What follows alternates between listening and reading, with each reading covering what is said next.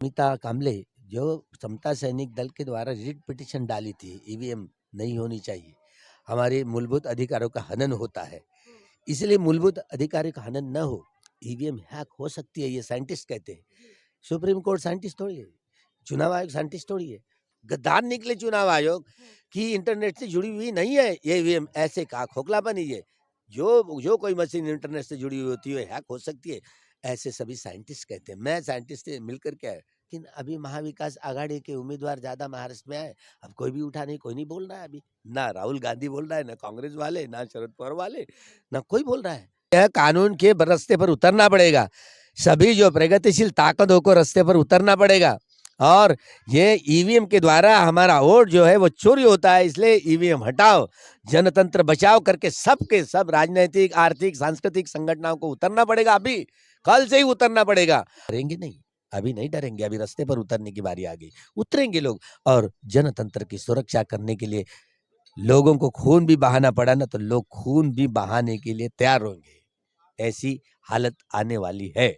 यहाँ हरियाणा में भी ईवीएम हैक करके इलेक्शन चुनाव लड़ा गया, नहीं तो इतना विरोधी वातावरण था, लेकिन ऐसे कैसे हो ही कैसे सकता, हैक करके वहां पर चुनाव लड़ा। बाबा साहब ने मनुस्मृति को जला करके भगवान बुद्ध का प्रजातंत्र इस देश को प्रदान किया, और वही हिंदू लोग उनको मजबूर कर देंगे, यहाँ तक कि मोदी शाह को भी स्वयं मजबूर होकर के सुसाइड करना पड़ेगा, गोली से स्वयं सुसाइड करना पड़ेगा, या तो देश छोड़ करके भाग जाना पड़ेगा। साधु जय भीम। मैं हूं इंजीनियर स्नेहा और आप देख रहे हैं नेशनल चौपाल। इस वक्त नागपुर दीक्षा भूमि से है और साथ में हमारे साथ बदंत ज्ञान ज्योति जी हैं, जिनसे बातचीत आज हम करने वाले हैं। आज 68वां धम्मचक्र प्रवर्तन महोत्सव पूरे देश ने मनाया है और देखा है, दुनिया ने देखा है।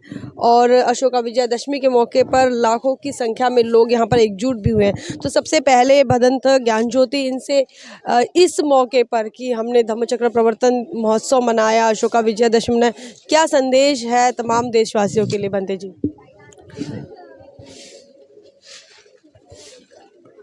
वो धम्मचक्र प्रवर्तन दिवस तो लोग कहते हैं, बाबा साहब ने सीधे तौर पर सामुदायिक धर्मांतरण का यह महोत्सव था, समारोह था, इसको धम्म क्रांति कहना वो शोभा देती है। क्योंकि जब पाली साहित्य पढ़ने वाले लोग, भाषा के भाषाविद जानकार जो लोग हैं, अगर ये बाबा साहब ने जो सामुदायिक धर्मांतरण किया, धम्म क्रांति की, तो इसको धम्म चक्र प्रवर्तन दिन कहना ये उचित नहीं है।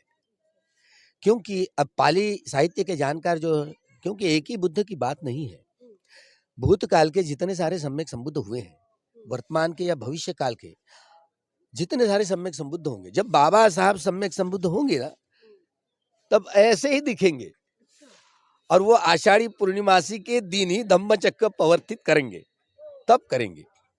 अभी इसे धर्मांतर सोहरा कहेंगे। जी, ये धम्म क्रांति का धर्मांतरण सोहरा ही कहेंगे, समारोह ही कहेंगे। तो चंद्रपुर की पवित्र दीक्षा भूमि में वो 16 तारीख को हुआ था, उसमें धम्म चक्र अनुप्रवर्तन कहते हैं।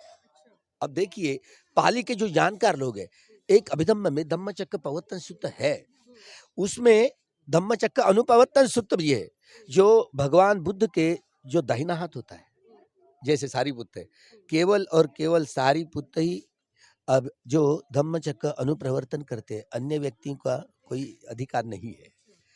तो ये शब्दों का वो जो गहराई से जो सौंदर्य है वो तो समझना चाहिए, इसलिए इन शब्दों का भी त्रिपिटक में रेडीमेड शब्द मिलते हैं, लोग तो इनके इस्तेमाल करने लगे, हमको क्या पता। तो ऐसे इस्तेमाल नहीं, पाली के जो जानकार लोग हंसेंगे, इसलिए हमारा ये दरिद्रता दिखनी नहीं चाहिए, ज्ञान की दरिद्रता दिखनी नहीं चाहिए, इसलिए संभल करके शब्दों का इस्तेमाल करना सीखना चाहिए।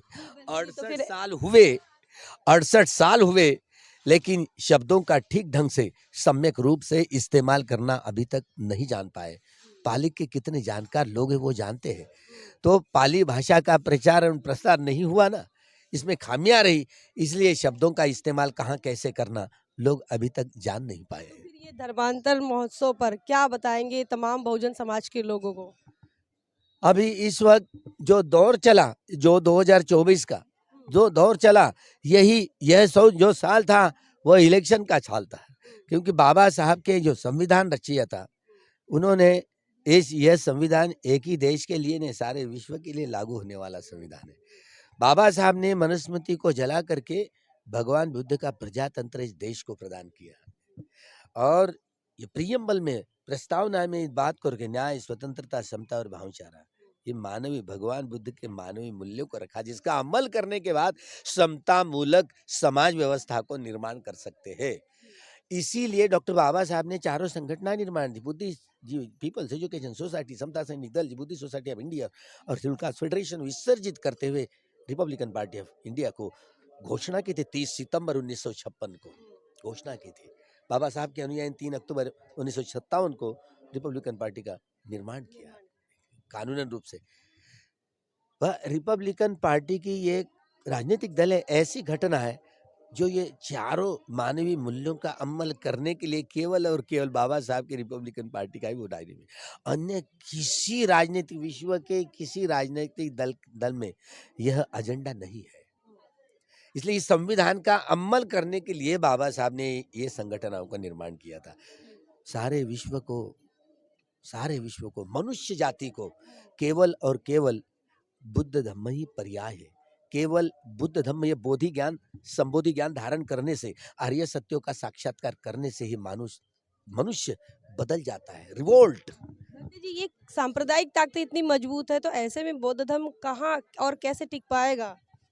देखिए, कुछ नहीं है, ये सांप्रदायिक केवल हवा है।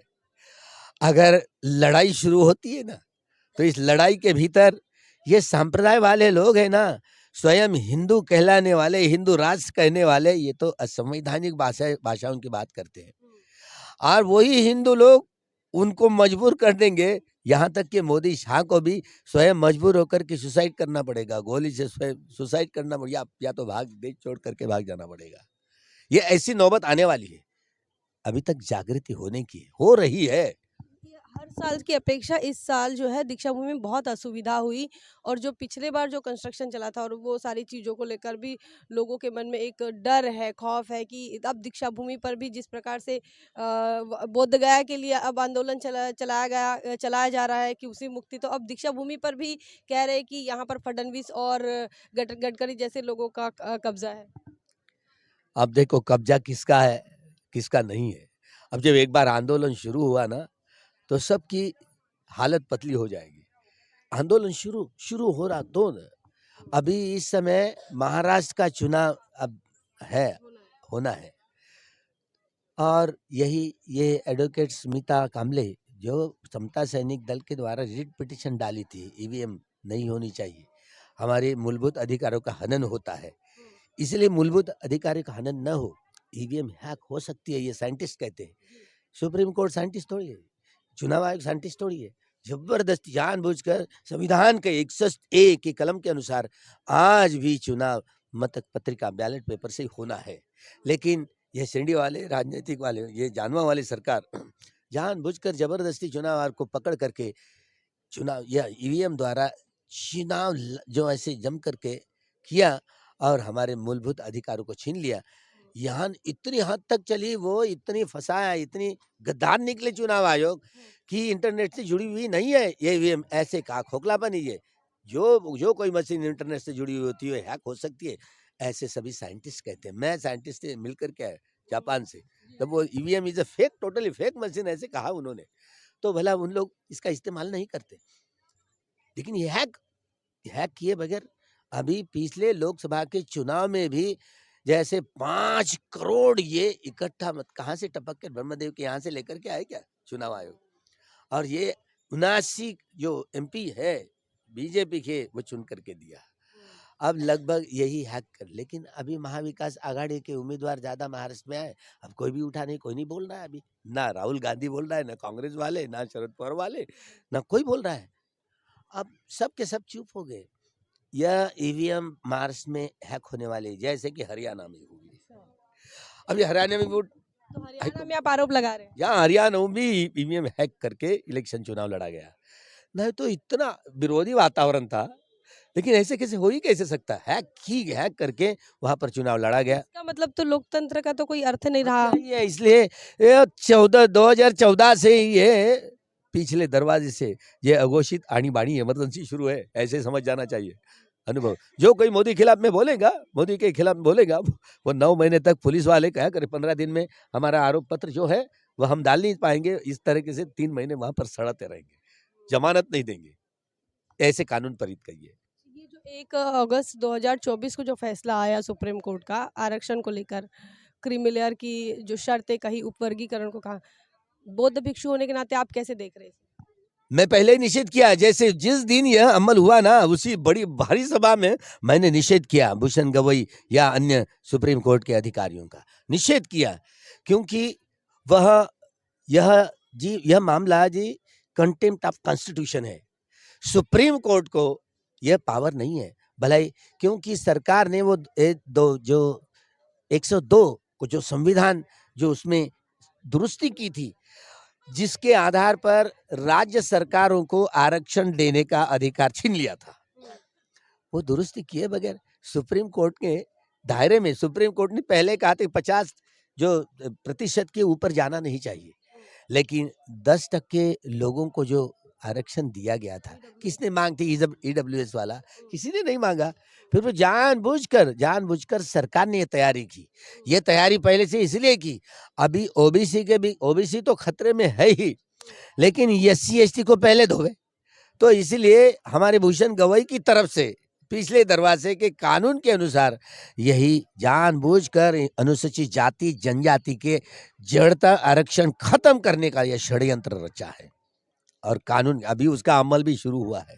क्या लग रहा है फिर इससे रिप्रेजेंटेशन बना रहेगा कि नहीं? माना नहीं, अभी यह कानून के रास्ते पर उतरना पड़ेगा, सभी जो प्रगतिशील ताकतों को रास्ते पर उतरना पड़ेगा, और ये ईवीएम के द्वारा हमारा वोट जो है वो चोरी होता है, इसलिए ईवीएम हटाओ, जनतंत्र बचाओ करके सबके सब राजनीतिक आर्थिक सांस्कृतिक संगठनों को उतरना पड़ेगा, अभी कल से ही उतरना पड़ेगा, और ये चुनाव बैलेट पेपर पर करवाने के लिए मजबूर करना पड़ेगा, आंदोलन करना पड़ेगा, तब कहीं हम बचा पाएंगे। नहीं तो ये अमल हो रहा है बगैर जातीय गणना के, उनके पास वो कसूद कर रहे थे कि हमारे पास डाटा नहीं है, फिर भी अमल कर रहे हैं, तो इसका मतलब कि ये पूरा षड्यंत्रकारी यह रूप है, तो ये कुछ भी कर सकते हैं, इसलिए जनतंत्र खतरे में है।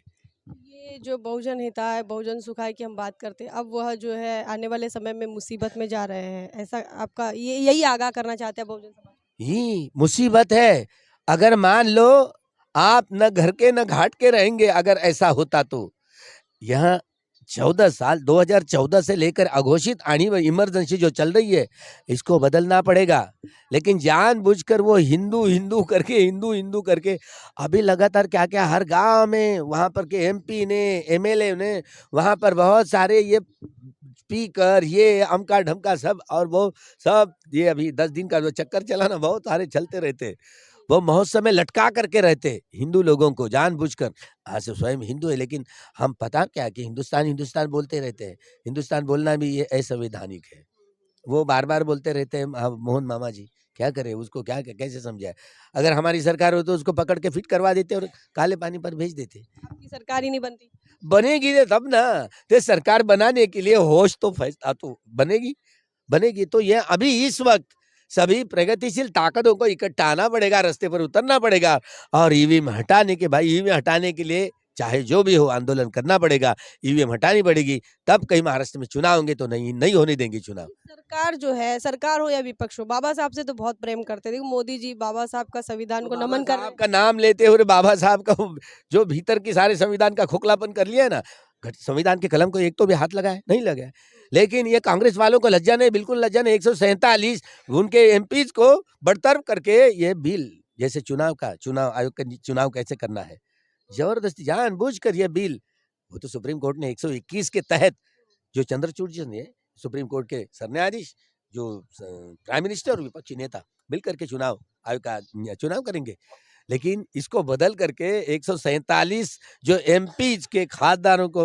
एमपीज को उनको बरतरफ करके जबरदस्ती स्वयं मोदी ने और उनके जो जो कैबिनेट मिनिस्टर, और वो उन्हीं ने संपर्क मिलकर के 2 और चुनाव आयोग की नियुक्ति की, और चुनाव आयोग को संविधान का 161 ए कलम के अनुसार ये तो चुनाव जो बैलेट पेपर से ही होना चाहिए, ये रिजेक्ट करके स्वयं ईवीएम लाद करके ईवीएम का इस्तेमाल करके ईवीएम हैक करके वो फिर से चुनाव अपना कब्जा पा लिए।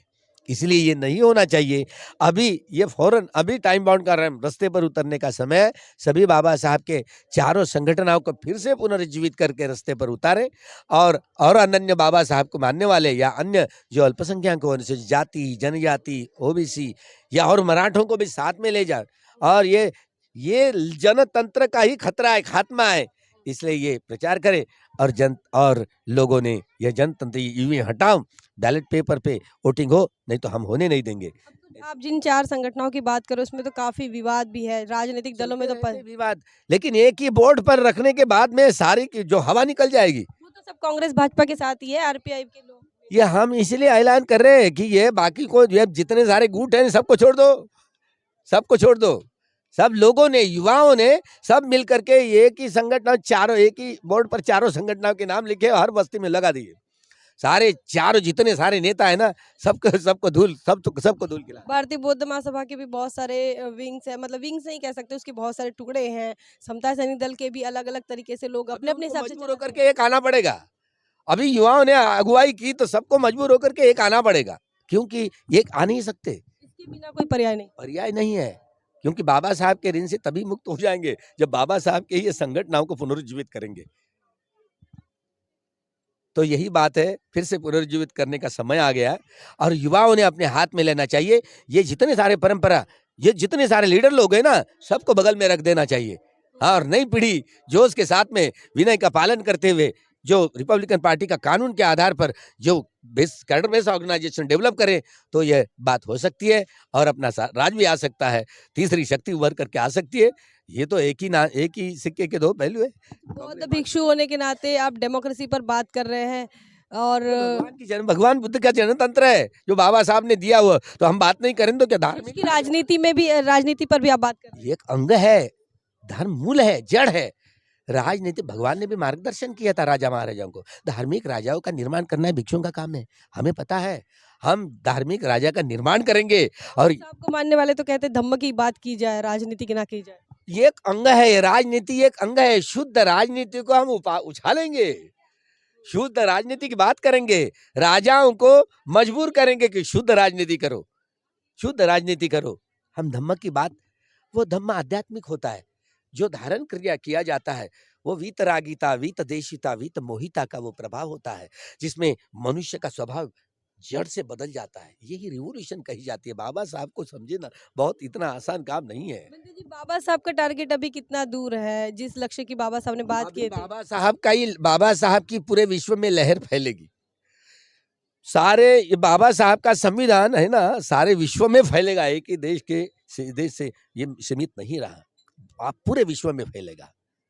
क्योंकि मानवीय मूल्यों की ऐसी बात होती है तो विश्व को ग्रहण करने के लिए बाबा साहब ने मजबूर कर दिया। केवल गांधी को ही मजबूर नहीं किया, मजबूरी का नाम महात्मा गांधी जो कहते हैं ना, केवल गांधी मजबूर नहीं हुए तो सारा विश्व मजबूर हुआ है। सारे विश्व को बाबा साहब ने मजबूर कर दिया है। सारा विश्व अभी बाबा साहब का ही हुकूमत चलेगा जिधर उधर। सारे विश्व में धर्म के ये क्रांति की, धम्म क्रांति की लहरें गूंजेगी सारे विश्व में। एक ही देश की बात मैं नहीं कर रहा हूँ, पूरे विश्व में। अब मुझे समय नहीं मिलेगा, एक दिन में 3-4 फ्लाइट से उड़ करके मैं जाऊंगा। ऑस्ट्रेलिया में कन्वर्शन की तैयारी हो रही है, हाँ तैयारी हो रही, जाएंगे। जापान में अभी देखिए 10 साल के बाद में अपने ही लोग सत्ता पर कब्जा करेंगे, ये जय भीम वाले लोग जापान में जा करके। और वहां पर कैसे जो स्टेट सोशलिज्म कहाँ, वहां पर कैसे इकट्ठा करेंगे, उसमें ये भी रिपब्लिकन पार्टी के जो चारों मूलभूत भगवान के तत्व है उसका अमल कैसे करेंगे वो देखा जाए। उधर तो धर्मांतर विरोध को लेकर बड़ा मूवमेंट चल रहा है। हिंदू आंदोलन में या फिर हिंदू विचारधारा के तरफ से देखा जाए तो धर्मांतर के खिलाफ बात चल रही है और घर वापसी के भी बड़े प्रयास उनकी तरफ से। वो असली घर को जाने नहीं ना लोग। अभी कर्नाटक में बहुत बड़े पैमाने पर बुद्धिस्ट लोग हो रहे, तो असली घर तो देखा नहीं। तो वो मामा जी कहते हैं, मोहन मामा जी की असली हमारा घर ये है, तो असली घर का आप लोगों को पता चल गया, अरे असली घर तो यह है बुद्धिज्म। तो असली घर में वापस आएंगे लोग। अब हमारा जागृति का थोड़ा सा कम हिस्सा है ना, तो हम जागृति करेंगे ना, तो असली मकान ये नहीं वो है, ये बुद्धिज्म है। बस इतिहास को भूलभाल गए ना, लोग समझ नहीं पाते। जब इतिहास गवाह ना, इतिहास उजागर होगा तो हम प्रचार करेंगे। हवा मतलब आपका कहना है कि एससी एसटी ओबीसी का असली घर बुद्धिज्म है। यही बात है ना, प्रतिक्रांति हुई देश में 1 जनवरी 1927 को बाबा साहब को ये जड़ समझ गई कि प्रतिक्रांति हुई और ये तहस नहीं हुए। सारा हम जो एक समय के नागवंशी लोग राज सत्ता में अधिकारी थे, राज चलाते थे, भूलभाल गए। प्रतिक्रांति हुई और सब तहस नहस हुआ। 22 प्रतिज्ञाओं की सुंदरता की झालरता इसलिए महत्वपूर्ण है ताकि ये लोग सोचते ना अभी भी इतने साल होने के बावजूद आपकी भी 22 प्रतिज्ञा पर लगाम लग गई, जो बोलेगा उसे जेल में डाला जा रहा है। वो नहीं, अभी बोलेंगे और भी बोलेंगे लोग। जितने तेज जब जेल में डाला दिया जाएगा और भी बार बार बोलेंगे और लोग अभी डरेंगे नहीं, अभी नहीं डरेंगे। अभी रास्ते पर उतरने की बारी आ गई, उतरेंगे लोग। और जनतंत्र की सुरक्षा करने के लिए लोगों को खून भी बहाना पड़ा ना, तो लोग खून भी बहाने के लिए तैयार होंगे। ऐसी हालत आने वाली है। सही नहीं चल रहा है बहुजन समाज का। सही नहीं चल रहा है, लेकिन आएगा, वो जोर आएगा और वो एक समय आएगा क्योंकि बाबा साहब के अनुयायी सत्ता पर राज करेंगे। एक आशावाद है बस। आशावाद नहीं है, केवल आशावाद नहीं है, घटना है। होगा जागरण, होगा जागरण, होगा तो जागृति के आधार पर। ये तो पूरा काम ही भिक्षु संघ का है, तो हम भिक्षु संघ की यही बात पनप पनप के बार बार बात दोहराएंगे। और ये सामाजिक, यह राजनीतिक जनतंत्र, आर्थिक जनतंत्र में, सामाजिक जनतंत्र में और सांस्कृतिक जनतंत्र में बदलने के लिए हमारा तुम्हारा सबका जीवन है। मानवीय मूल्यों की प्रतिस्थापना करना है, एक खून का एक भी बूंद न बहाते हुए, जिसमें न्याय, स्वतंत्रता, समता और भाईचारा, ये मानवीय मूल्यों के आधार पर समता मूलक जीवन यापन करने वाले यह जनतंत्र, उसका अमल करने के लिए तुम्हारा हमारा आपका कहना है कि बहुजन समाज को दुख से दूर होना, दुख से मुक्ति चाहिए, तो जनतंत्र को स्टैब्लिश करना पड़ेगा। जनतंत्र को, यही जनतंत्र को इस्टेब्लिश किए बगैर ये सभी मामले छूटने वाले नहीं है। अभी तक जो सरकारें बनी उसमें जनतंत्र को आप कैसे देखते हैं, मतलब क्या उस सिद्धांत के अनुसार रही थी? 2004 से लेकर ईवीएम का कठोर चल रहा है। कांग्रेस वालों भी उतने जिम्मेदार है, वो भी गद्दार है और बीजेपी वाले भी गद्दार है। इन गद्दारों से इस देश की सुरक्षा हो, जनतंत्र की रक्षा हो, भरोसा नहीं करना चाहिए, किसी ने भी भरोसा नहीं कर। तीसरी ताकत के रूप में उभर करके यही अपना आंदोलन खड़ा करना चाहिए।